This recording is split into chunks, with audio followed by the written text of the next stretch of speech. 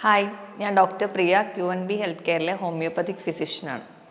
നമ്മൾ രാത്രി കിടക്കുമ്പോൾ കാലിൽ പെട്ടെന്ന് മസിൽ കോച്ചി പിടിക്കുക, അല്ലെങ്കിൽ ഉളുക്ക് വീഴുക, പെട്ടെന്ന് മസിൽ കയറുക, ഇങ്ങനെ ഒരുപാട് ബുദ്ധിമുട്ടുകൾ നമ്മുടെ ഇടയിൽ പലരെങ്കിലും പ്രായത്തിൽ ഏതെങ്കിലും ഒരു സമയത്തെങ്കിലും അനുഭവിച്ചിട്ടുണ്ടാവും. ഇന്ന് നമുക്ക് ഈ വീഡിയോയിലൂടെ മസിൽ ക്രാംസിനെ പറ്റി അല്ലെങ്കിൽ മസിൽ കോച്ചി പിടുത്തതിനെ പറ്റി നോക്കാം.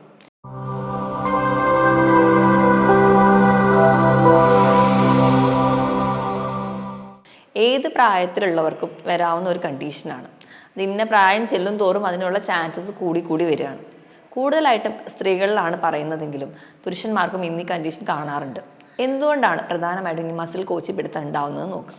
നമ്മുടെ ശരീരത്തിൽ വോളണ്ടറി മസിൽസ് അല്ലെങ്കിൽ നമ്മുടെ നിയന്ത്രണത്തിലുള്ള മസിൽസ് ഉണ്ട്, അല്ലെങ്കിൽ നമ്മുടെ നിയന്ത്രണത്തിലല്ലാതെ പോകുന്ന കുറേ മസിൽസ് ഉണ്ട്, ഇൻവോളണ്ടറി മസിൽസ്. ഇപ്പം നമുക്ക് നടക്കണമെങ്കിലോ കയ്യിൽ എന്തെങ്കിലും സാധനങ്ങൾ എടുക്കണമെങ്കിലോ ഒക്കെ നമ്മൾ വിചാരിക്കും പോലെയാണ് മസിലിൻ്റെ മൂവ്മെൻറ്റ്സ് വരിക. പക്ഷേ നമ്മൾ രാത്രി കിടന്നുറങ്ങുമ്പോഴും അല്ലാതെയൊക്കെ പല സമയങ്ങളും നമ്മൾ അറിയാതെ തന്നെ ഒരുപാട് മസിലുകൾ നമ്മുടെ ശരീരത്തിൽ പ്രവർത്തിക്കുന്നുണ്ട്. അപ്പോൾ മസിലിൻ്റെ ഒരു മൂവ്മെൻറ്റ് എന്ന് പറഞ്ഞു കഴിഞ്ഞാൽ കൺട്രാക്ഷൻ, റിലാക്സേഷൻ, ഈ ഒരു രീതിയിലാണ്. അതായത് ഒന്ന് സങ്കോചിക്കുക, പിന്നെ ഒന്ന് റിലാക്സ് ചെയ്യുക, അങ്ങനെ ഒരു രീതിയിലാണ്. അപ്പോൾ നമ്മൾ ഉറങ്ങുന്ന സമയത്ത് നമ്മുടെ ശരീരത്തിലെ പല മാറ്റങ്ങൾ കൊണ്ടോ അല്ലെങ്കിൽ ചില രോഗങ്ങൾ കൊണ്ടോ നമ്മുടെ കാലിലെ മസിൽസോ അല്ലെങ്കിൽ നമ്മുടെ ശരീരത്തിൽ ഏത് ഭാഗത്തുണ്ടാകുന്ന മസിലുകളും കൺട്രാക്ട് ചെയ്യും. പക്ഷെ തിരിച്ചതിനെ റിലാക്സ് ചെയ്യാൻ പറ്റാത്ത ഒരു കണ്ടീഷനാണ് മസിലിൻ്റെ കോച്ചിപ്പിടുത്തം എന്നറിയപ്പെടുക. ഇങ്ങനെ ഒരു ബുദ്ധിമുട്ട് വരുമ്പോൾ നമുക്ക് രാത്രി തന്നെ ഭയങ്കരമായ വേദന അനുഭവപ്പെടുന്നത് കാണാം. വേദന ഉണ്ടാകുന്നതുകൊണ്ട് അതികഠിനമായ വേദനയായതുകൊണ്ട് തന്നെ നമുക്ക് ഒരാളുടെ ഒരു സഹായത്തോടു കൂടി എണീറ്റിരുന്ന് ആ ഒരു ഏരിയ, കാലിലാണെങ്കിൽ ആ ഭാഗത്തെ നല്ലപോലെ മസാജ് ചെയ്താൽ മാത്രമേ നമുക്ക് ആ ഒരു വേദന കുറയുന്നതും അതുപോലെ തന്നെ മസിൽ റിലാക്സ് ചെയ്യുന്നതും കാണാം. നമ്മുടെ ശരീരത്തിൽ ഏത് പേശികൾക്ക് വേണമെങ്കിലും ഇങ്ങനെ ഒരു മസിലിൻ്റെ ക്രാംസ് അനുഭവപ്പെടാം. കൂടുതലായിട്ട് നമുക്ക് അനുഭവപ്പെടുന്നത് കാഫ് മസിൽസ്, അതായത് നമ്മുടെ കാലിൻ്റെ വണ്ണ ഭാഗത്തുള്ള മസിലുകളാണ് കൂടുതലായിട്ടും ബാധിക്കുക. ഇതുകൂടാതെ ചിലപ്പോൾ നമ്മൾ പെട്ടെന്നൊന്ന് തിരിയുന്ന സമയത്ത് നമ്മുടെ നടുവിൻ്റെ രണ്ട് ഭാഗത്തുള്ള പേശികളെ ബാധിക്കാം. ഇതല്ലെങ്കിൽ നമ്മുടെ കാലിൻ്റെ തുടയിലുള്ള മസിലുകളെ ബാധിക്കാം. നമ്മുടെ വയറിന് വരെ ഉളുക്ക് വീഴുന്നതായിട്ട് പറയാം. വയറിൻ്റെ മസിൽസിന് മസിൽ ക്രാംസ് അനുഭവപ്പെടാം. ഇല്ലെങ്കിൽ കാലിൻ്റെ അടിയിൽ അല്ലെങ്കിൽ കാലിൻ്റെ വെണ്ണയിലുള്ള മസിൽസ്, അവിടെയൊക്കെ നമുക്ക് മസിൽ ക്രാംസ് അനുഭവപ്പെടുന്നതായിട്ട് പറയാറുണ്ട്. കൂടുതലായിട്ടും പറയുന്നത് കാഫ് മസിലിന് അല്ലെങ്കിൽ ആ ഒരു ഏരിയനെയാണെന്ന് മാത്രം. കൂടുതലായിട്ട് നമ്മൾ ഏജ് ചെല്ലുന്നതിനനുസരിച്ച് പല വിധമായ കാരണങ്ങൾ കൊണ്ടാണ് മസിൽ ക്രാംസ് ഉണ്ടാകുന്നത്. നമുക്ക് ആദ്യം തന്നെ എന്തുകൊണ്ടൊക്കെയാണ് മസിൽ ക്രാംസ് ഉണ്ടാവുന്നതെന്ന് നോക്കാം. നമ്മൾ ഏജ് ചെല്ലുമ്പോൾ നമ്മുടെ ശരീരത്തിൽ ഉണ്ടാകുന്ന ചില മാറ്റങ്ങൾ കൊണ്ട്, ഇപ്പം നമ്മൾ ഉദാഹരണം പറയുകയാണെങ്കിൽ നമ്മുടെ ശരീരത്തിൽ ഒരുപാട് മിനറൽസും വൈറ്റമിൻസും ഒക്കെ ഉണ്ടെങ്കിൽ മാത്രമേ ഈ മസിൽസിൻ്റെ കൺട്രാക്ഷൻ പ്രോപ്പറായിട്ട് നടക്കത്തുള്ളൂ. അപ്പോൾ നമ്മൾ വൈറ്റമിൻ ഡി നമ്മുടെ ശരീരത്തിൽ കുറയുകയാണെന്ന് വിചാരിക്കുക. വൈറ്റമിൻ ഡി എന്ന് പറയുന്നത് നമ്മൾ പുറത്ത് നിന്ന് വെയിൽ കൊള്ളുമ്പോൾ, അതായത് രാവിലെ ഒരു 11 മണി മുതൽ ഒരു 2 മണി വരെയുള്ള വെയിൽ കൊള്ളുമ്പോൾ കിട്ടുന്ന ഒരു വൈറ്റമിനാണ്. ഈ ഒരു വൈറ്റമിൻ നമുക്ക് വേണ്ട രീതിയിൽ ശരീരത്തിൽ ഇല്ലെങ്കിൽ നമുക്ക് മസിൽ ക്രാംസ് വരാം. ഈ വൈറ്റമിൻ ഡി ഉണ്ടെങ്കിൽ മാത്രമേ നമ്മൾ കഴിക്കുന്ന ഭക്ഷണത്തിൽ നിന്ന് കാൽസ്യം അബ്സോർബ് ചെയ്യുള്ളൂ. ശരീരത്തിൽ കാൽസ്യം കുറഞ്ഞാലും നമുക്ക് മസിൽ ക്രാംസ് വരാം. ഇത് കൂടാതെ തന്നെ ഇപ്പം നമ്മൾ നല്ല പോലെ വ്യായാമം ചെയ്യുകയാണ്, അതുപോലെ നല്ല വെയിലത്ത് നിന്നാണ് വ്യായാമം ചെയ്യുന്നതെങ്കിൽ നമുക്ക് ഒരുപാട് വിയർപ്പായിട്ട് പോകുന്നുണ്ടാവും. ഈ വിയർപ്പ് ഇങ്ങനെ പോകുമ്പോൾ നമ്മുടെ ശരീരത്തിൽ നിന്ന് പല ഇലക്ട്രോലൈറ്റ്, പല ലവണങ്ങളും അല്ലെങ്കിൽ പല ധാതുക്കളും നമ്മുടെ ശരീരത്തിൽ നിന്ന് നഷ്ടപ്പെടും. അതുപോലെ തന്നെ ആ ഒരു സമയത്ത് നമ്മൾ വേണ്ട രീതിയിൽ വെള്ളം കൂടി കുടിക്കുന്നില്ലെങ്കിൽ ഈ ഒരു മിനറൽസോ അല്ലെങ്കിൽ ഒരു ഇലക്ട്രോലൈറ്റ് ഇൻബാലൻസ് നമ്മുടെ ശരീരത്തിൽ വരും. അതുകൊണ്ട് നമുക്ക് മസിൽ ക്രാംസ് വരാം. ഇത് കൂടാതെ തന്നെ അമിതവണ്ണമുള്ളവർക്ക് വരാൻ ചാൻസ് കൂടുതലാണ്. അതുപോലെ തന്നെ നമ്മൾ അതുവരെ പ്രത്യേകിച്ച് ഒരു സെഡൻറ്ററി ലൈഫായിരുന്നു, പ്രത്യേകിച്ച് വ്യായാമം ഒന്നും ചെയ്യുന്നില്ല, പെട്ടെന്ന് ഒരു ദിവസം തന്നെ വ്യായാമം ചെയ്യാൻ തുടങ്ങുകയാണെങ്കിൽ അതുവരെ മസിൽ അത്ര കൺട്രാക്ട് അല്ലെങ്കിൽ റിലാക്സേഷൻ ചെയ്തിരുന്നില്ലെങ്കിൽ അത് പെട്ടെന്ന് വരുന്ന സമയത്ത് രാത്രികളിലും നമുക്ക് മസിൽ ക്രാംസ് അനുഭവപ്പെടാം. ഇത് കൂടാതെ തന്നെ നമുക്ക് പല രോഗങ്ങൾ കൊണ്ടും മസിൽ ക്രാംസ് വരാറുണ്ട്. ഉദാഹരണം പറയുകയാണെങ്കിൽ ഹൈ BP അല്ലെങ്കിൽ ഹൈ കൊളസ്ട്രോൾ അല്ലെങ്കിൽ പ്രമേഹ രോഗികൾ, ഇവർക്കൊക്കെ മസിൽ ക്രാംസ് വരാറുണ്ട്. ഇത് കൂടാതെ തന്നെ നമ്മുടെ കാലിലേക്കുള്ള രക്തയോട്ടം കുറയുന്ന കണ്ടീഷൻസ്, ഇപ്പോൾ വെരിക്കോസ് വെയിൻ പോലെയുള്ള കണ്ടീഷൻസ്, ചില തരത്തിലുള്ള വാദം, നമുക്ക് ഗൗട്ട് പോലെയുള്ള യൂറിക് ആസിഡ് ഡിപ്പോസിറ്റ് മൂലം ഉണ്ടാകുന്ന സന്ധിവേദനകൾ അല്ലെങ്കിൽ സന്ധിവാദങ്ങളിലൊക്കെ നമുക്ക് മസിൽ ക്രാംസ് അനുഭവപ്പെടാറുണ്ട്. ഈ പറഞ്ഞ കാരണങ്ങളോടൊപ്പം തന്നെ നമ്മൾ കണ്ടിന്യൂസ് ആയിട്ട് ഇരുന്ന് ജോലി ചെയ്യുക അല്ലെങ്കിൽ നിന്ന് ജോലി ചെയ്യുക, ഇതൊക്കെ മസിൽ ക്രാംസിന് കാരണമാകും. ഇത് കൂടാതെ തന്നെ നമ്മൾ എവിടെയെങ്കിലും യാത്ര പോവുക, കണ്ടിന്യൂസ് ആയിട്ട് ദീർഘദൂരം യാത്ര പോകുമ്പോൾ നമുക്ക് രാത്രിയാകുമ്പോൾ മസിൽ കയറ്റം ഉണ്ടാകുന്ന കാണാം. അതുപോലെ പ്രഗ്നൻസിയിൽ ഒരുപാട് സ്ത്രീകൾ അനുഭവിക്കുന്ന ഒരു ബുദ്ധിമുട്ടാണ് രാത്രി കിടന്നുറങ്ങുമ്പോൾ മസിൽ ക്രാംസ് ഉണ്ടാകുന്നത്. അതിന് കാരണം നമുക്കറിയാം, കുഞ്ഞ് വലുതാവുന്നതിനനുസരിച്ച് നെർവ് കംപ്രഷൻ ഉണ്ടാവുകയും ആ ഒരു ബ്ലഡ് ഫ്ലോ കൂടുന്നതുകൊണ്ടൊക്കെയാണ് നമുക്ക് ആ ഒരു ടൈമിൽ മസിൽ ക്രാംസ് ഉണ്ടാവുന്നത്. ഇതുകൂടാതെ പ്രീ മെൻസ്ട്രൽ സിൻഡ്രോം അല്ലെങ്കിൽ ആ ഒരു ടൈമിൽ നമുക്ക് ഒരുപാട് പേർക്ക് വയറിൽ മസിൽ ക്രാംസ് അനുഭവപ്പെടാം. അതുപോലെ തന്നെ കാലിലൊക്കെ ആ ഒരു ഹോർമോണൽ ചേഞ്ച് കൊണ്ട് മസിൽ ക്രാംസ് അനുഭവപ്പെടുന്ന ഒരുപാട് പേരുണ്ട്.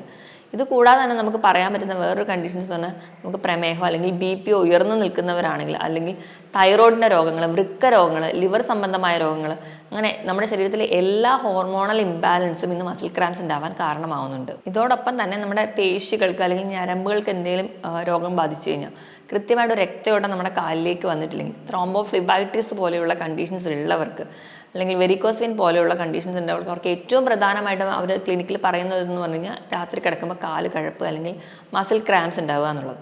ഇത് കൂടാതെ തന്നെ നമ്മുടെ ചില ശീലങ്ങൾ, മദ്യപാനം, പുകവലി പോലെയുള്ള ശീലങ്ങൾ, മദ്യപിക്കുന്നതിൻ്റെ ഒരു ഭാഗമായിട്ട് നമ്മുടെ ശരീരത്തിൽ നിന്ന് ഒരുപാട് വാട്ടർ ലോസ് വരുന്നുണ്ട്. അതിൻ്റെ ഭാഗമായിട്ട് നമുക്ക് വേണ്ട ഇലക്ട്രോലൈറ്റ് ഇംബാലൻസ് വരുന്നുണ്ട്. നമുക്ക് വേണ്ട സോഡിയം, പൊട്ടാസ്യം, മാഗ്നീഷ്യം, കാൽസ്യം ഇവയൊക്കെ നഷ്ടപ്പെടുന്നതിൻ്റെ ഭാഗമായിട്ട്. അതുപോലെ തന്നെ കാൽസ്യത്തിൻ്റെ അളവ് കൂടുകയാണെങ്കിലും മസിൽ കൺട്രാക്ഷനും അല്ലെങ്കിൽ റിലാക്സേഷനും കൂടുതലായിട്ട് വരുന്നത് കാണാം. അത് ഭാഗമായിട്ടും നമുക്കിന്ന് മസിൽ ക്രാംസ് ഉണ്ടാകുന്നുണ്ട്. ഇതൊക്കെയാണ് പ്രധാനമായിട്ടും മസിൽ ക്രാംസ് ഉണ്ടാകാനുള്ള കാരണം. ഇനിയിപ്പോൾ നമുക്ക് ആർക്കെങ്കിലും അല്ലെങ്കിൽ നമ്മുടെ വീട്ടിലോ അല്ലെങ്കിൽ നമ്മൾക്ക് തന്നെ ഒരു മസിൽ ക്രാംസ് ഉണ്ടെങ്കിൽ നമ്മൾ എങ്ങനെ അതിനെ മാനേജ് ചെയ്യും? മസിൽ ക്രാംസ് ഉണ്ടാകുമ്പോൾ നമ്മൾ ഏറ്റവും ആദ്യം ശ്രദ്ധിക്കേണ്ടത് വെച്ചാൽ നമ്മൾ ഒരുപാട് ടെൻഷൻ അടിക്കരുത്, അല്ലെങ്കിൽ അയ്യോ ഭയങ്കര ബഹളം ഉണ്ടാക്കാതെ ഒന്ന് റിലാക്സ് ചെയ്തിരിക്കാൻ വേണ്ടി ശ്രദ്ധിക്കുക. അങ്ങനെ റിലാക്സ് ചെയ്തിരുന്നിട്ട് നമ്മൾ കാല് പതുക്കെ മസാജ് ചെയ്താൽ തന്നെ ഒരു പരിധി വരെ നമുക്ക് ആ ഒരു കൺട്രാക്ഷൻ റിലാക്സേഷൻ്റെ ആ ഒരു പ്രോസസ്സ് നമുക്ക് തന്നെ കൺട്രോൾ ചെയ്യാൻ പറ്റും. മസിൽ പെട്ടെന്ന് റിലാക്സ് ചെയ്യുന്നതായിട്ട് കാണും. അല്ലെങ്കിൽ നമുക്ക് വേറൊരാളുടെ സഹായത്തോടു കൂടി, ഇപ്പോൾ നമ്മൾ ചെറു ചൂടുവെള്ളം ഉപ്പിട്ടിട്ട് നമ്മൾ ചെറുതായിട്ടൊന്ന് പിടിച്ചു കൊടുക്കുകയാണെങ്കിൽ, അല്ലെങ്കിൽ ഐസ് പാക്ക് വെക്കുകയാണെങ്കിൽ തന്നെ നമുക്ക് മസിൽസ് പെട്ടെന്ന് തന്നെ റിലാക്സ് ചെയ്ത് വരുന്നത് കാണാം. അമിതമായിട്ട് കൺട്രാക്ട് ചെയ്തിരിക്കുന്നത് കൊണ്ടാണ് നമുക്ക് ഈ മസിൽ ക്രാംസ് ഉണ്ടാകുന്നത്. അതുകൊണ്ട് തന്നെ നമുക്ക് ഈസി ആയിട്ട് മസിൽ റിലാക്സ് ചെയ്ത് വരുന്നത് കാണാം. ഇനി നമ്മൾ ശ്രദ്ധിക്കേണ്ടത്, നമ്മൾ അതുവരെ ഒരു സെഡൻറ്ററി ലൈഫായിട്ടിരുന്ന ആൾ പെട്ടെന്ന് തന്നെ വ്യായാമം ചെയ്യാൻ തുടങ്ങുമ്പോൾ ആദ്യം തന്നെ കഠിനമായ വ്യായാമത്തിലോട്ട് പോകാതെ ആദ്യം തന്നെ ഒരു വാമപ്പോ അല്ലെങ്കിൽ സ്ട്രെച്ചിങ് എക്സസൈസ് ഒക്കെ നല്ലപോലെ ചെയ്യാം. അങ്ങനെ സ്ട്രെച്ചിങ് എക്സസൈസ് ഒക്കെ ചെയ്തതിന് ശേഷമാണ് നിങ്ങൾ വ്യായാമം ചെയ്യുന്നതെങ്കിൽ നിങ്ങൾക്ക് ഒരു പരിധി വരെ ഈ ഒരു ബുദ്ധിമുട്ട് അനുഭവിക്കേണ്ടി വരില്ല. ഇനിയിപ്പോൾ അതല്ല, ഇപ്പം നിങ്ങൾ വ്യായാമം തുടങ്ങുന്ന അല്ലെങ്കിൽ ജസ്റ്റ് സ്റ്റാർട്ട് ചെയ്യുന്നവരാണെങ്കിൽ ആദ്യം തന്നെ 1.5-2 മണിക്കൂർ കണ്ടിന്യൂസ് ആയിട്ട് എക്സസൈസ് ചെയ്യാതിരിക്കുക. തുടക്കത്തിൽ ഒരു അരമണിക്കൂറൊക്കെ വെച്ച് മാത്രം വ്യായാമം ചെയ്യാതെ.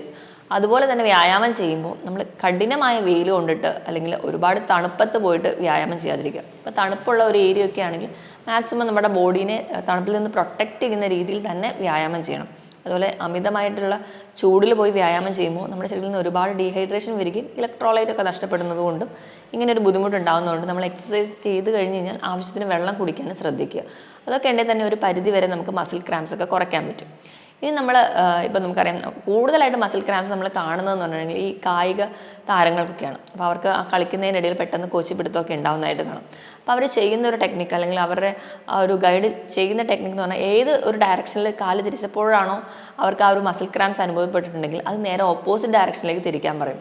അങ്ങനെ ചെയ്യുമ്പോഴും അവർക്ക് പെട്ടെന്നൊരു റിലാക്സേഷൻ തോന്നാറുണ്ട്. ഇതൊക്കെയാണ് പ്രധാനമായിട്ടും നമ്മളൊരു ഫസ്റ്റ് എയ്ഡ് എന്ന രീതിയിൽ നമ്മൾ ഓർത്ത് വെക്കേണ്ടത്.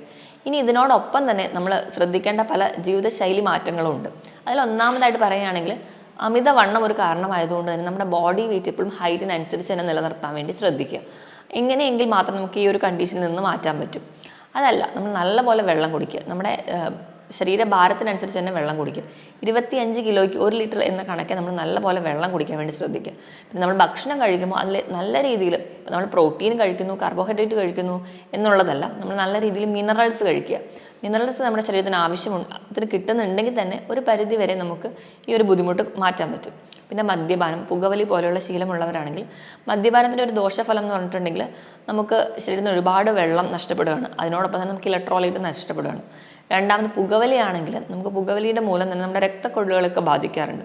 അങ്ങനെ ബാധിക്കുന്നതിൻ്റെ ഭാഗമായിട്ട് നമുക്ക് വേണ്ട രീതിയിലുള്ള ഒരു രക്തം നമ്മുടെ അവയവങ്ങൾക്ക് അല്ലെങ്കിൽ നമ്മുടെ മസിൽസിന് സപ്ലൈ ചെയ്യാൻ പറ്റാതെ വരികയും കൃത്യമായിട്ട് അവർക്കൊരു ഓക്സിജനോ അല്ലെങ്കിൽ ഗ്ലൂക്കോസോ കിട്ടാതെ വരും. അതിൻ്റെ ഭാഗമായിട്ട് മസിൽ ക്രാംസ് ഉണ്ടാവും. അപ്പോൾ അതുകൊണ്ട് നിങ്ങൾ പുകവലി, മദ്യപാനം പോലെയുള്ള ശീലമുള്ളവരാണെങ്കിൽ ആദ്യം അത് നിർത്താൻ വേണ്ടി ശ്രദ്ധിക്കുക.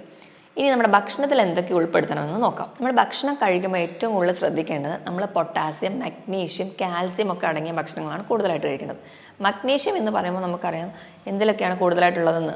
ഇലക്കറികളിൽ, അതുപോലെ തന്നെ തവിടുള്ള ധാന്യങ്ങൾ, നമ്മൾ ചോറൊക്കെ വയ്ക്കുമ്പോഴും കുത്തരി ഉപയോഗിക്കാൻ വേണ്ടി ശ്രദ്ധിക്കുക. കാരണം അത് പോളിഷ്ഡ് റൈസ് ആകുമ്പം അതിൽ മഗ്നീഷ്യം നഷ്ടപ്പെടും. അതുകൊണ്ട് മാക്സിമം കുത്തരി ഉപയോഗിക്കാൻ വേണ്ടി ശ്രദ്ധിക്കുക. അതുപോലെ തന്നെ നമുക്ക് അവോക്കാഡോ പോലെയുള്ള ഫ്രൂട്ട്സ്, അതിൽ ധാരാളം പൊട്ടാസ്യം ഉണ്ട്. ഒരു അവോക്കാഡോ എടുക്കുകയാണെങ്കിൽ തന്നെ ഏകദേശം ഒരു 975 മില്ലിഗ്രാമോളം പൊട്ടാസ്യം അടങ്ങിയിട്ടുണ്ട്. ഏത്തപ്പഴം നല്ലൊരു സോഴ്സാണ്. പൊട്ടാസ്യത്തിൻ്റെയും മാഗ്നീഷ്യത്തിൻ്റെയും ഒക്കെ നല്ലൊരു സോഴ്സാണ് ഏത്തപ്പഴം. തണ്ണിമത്തൻ അതുപോലെ തന്നെ മാഗ്നീഷ്യത്തിൻ്റെയും പൊട്ടാസ്യത്തിൻ്റെയും നല്ലൊരു സോഴ്സാണ്. ഈ ഫ്രൂട്ട്സൊക്കെ സ്ഥിരമായിട്ട് കഴിക്കാൻ വേണ്ടി ശ്രദ്ധിക്കുക. കാൽസ്യം നല്ലപോലെ കഴിക്കാൻ വേണ്ടി ശ്രദ്ധിക്കുക. കാൽസ്യം കഴിക്കുമ്പോൾ നമ്മൾക്കറിയാം കാൽസ്യം അത് അബ്സോർബ് ചെയ്യണം, നമ്മുടെ ശരീരത്തിൽ അബ്സോർബ് ചെയ്യണമെങ്കിൽ വൈറ്റമിൻ ഡി അത്യാവശ്യമാണ്. അതുകൊണ്ട് തന്നെ ഒരു 10 മിനിറ്റെങ്കിലും ആഴ്ചയിൽ അല്ലെങ്കിൽ പറ്റുന്ന ഒരു 4-5 ദിവസമെങ്കിലും ഒരു 10 മിനിറ്റെങ്കിലും വെയിൽ കൊള്ളുക. 11 മണി മുതൽ 2 മണി വരെയുള്ള വെയിൽ സ്ഥിരമായിട്ട് നമ്മുടെ സ്കിന്നിൽ വീഴത്തക്ക രീതിയിൽ കൊള്ളുകയാണെങ്കിൽ ഒരു പരിധിവരെ വൈറ്റമിൻ ഡിയുടെ അഭാവം നമുക്ക് മാറ്റാം. അതുവഴി കാൽസ്യം അബ്സോർപ്ഷൻ നടക്കും. കാൽസ്യം ലഭിക്കാനായിട്ട് നമുക്ക് പാല്, മുട്ട, തൈരൊക്കെ കഴിക്കാവുന്നതാണ്. ഇലക്കറികളിലും ധാരാളം കാൽസ്യം അടങ്ങിയിട്ടുണ്ട്. അതോടൊപ്പം തന്നെ നമ്മൾ നട്ട്സ് അതുപോലെ തന്നെ തോടുള്ള മത്സ്യങ്ങളൊക്കെ കഴിക്കുകയാണെങ്കിൽ നിങ്ങൾക്ക് സെലീനിയം, സിങ്ക്, മഗ്നീഷ്യം പോലെയുള്ള മിനറൽസ് നിങ്ങൾക്ക് ലഭിക്കുന്നതാണ്. അപ്പം ഈ ഒരു ഭക്ഷണം ഇതൊക്കെ നമ്മൾ സ്ഥിരമായിട്ട് നമ്മൾ കഴിക്കുകയാണ്. നമ്മുടെ ബോഡി കൃത്യമായിട്ട് വ്യായാമമുണ്ട്, നമ്മുടെ ബോഡി വെയിറ്റ് കൃത്യമായിട്ട് മെയിൻറ്റെയിൻ ചെയ്യുന്നുണ്ട്, കൃത്യമായിട്ട് വെള്ളം കുടിക്കുന്നുണ്ടെങ്കിൽ നമുക്ക് ഈ ഒരു ബുദ്ധിമുട്ട് ഒരു പരിധി വരെയൊക്കെ കുറയ്ക്കുന്നതായി കാണാം. ഹോമിയോപ്പതിയിലും ഫലപ്രദമായ ചികിത്സ ലഭ്യമാണ്. അപ്പോൾ ഏതെങ്കിലും ഒരു കണ്ടീഷൻസ് മൂലമാണ് ഇങ്ങനെ നിങ്ങൾക്ക് മസിൽ ക്രാംസ് ഒക്കെ ഉണ്ടാവുന്നെങ്കിൽ ആ ഒരു കണ്ടീഷൻ തന്നെ നമ്മുടെ മാനേജ് ചെയ്ത് കഴിഞ്ഞാൽ ഒരു പരിധി വരെ നമുക്കിതൊക്കെ മാറ്റാൻ പറ്റും. മറ്റൊരു ഹെൽത്ത് ടോപ്പിക്കുമായിട്ട് വീണ്ടും കാണുന്നത് വരെ നന്ദി.